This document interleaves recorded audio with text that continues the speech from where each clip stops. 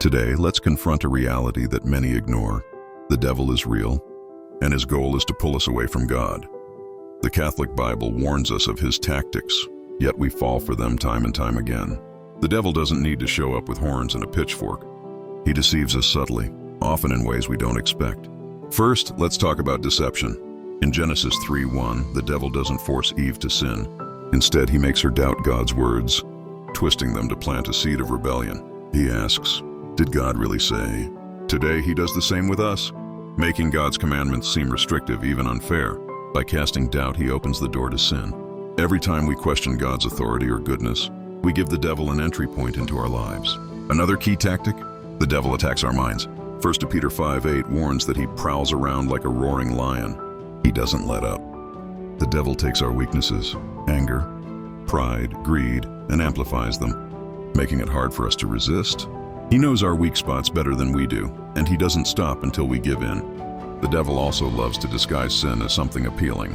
2 Corinthians 11:14 tells us, Satan himself masquerades as an angel of light. He makes greed look like ambition, lust like love, and pride like self-respect. Today, sin is often rebranded as freedom or even empowerment. But the truth is, he's dressing up the road to destruction as the road to happiness, and we fall right into his trap. Isolation is another tactic.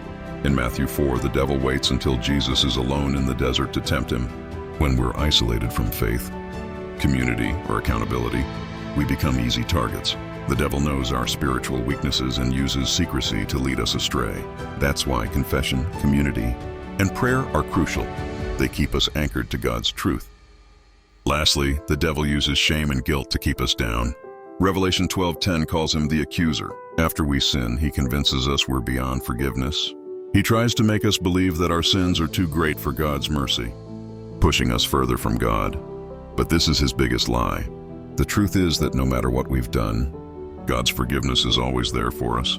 The devil wants us to hide from God, but God calls us to run toward him.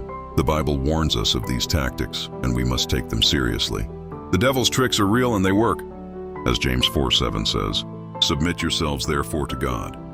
Resist the devil and he will flee from you." We can't beat the devil's lies on our own, but by staying close to God's truth, we can resist him and live in the freedom that Christ offers.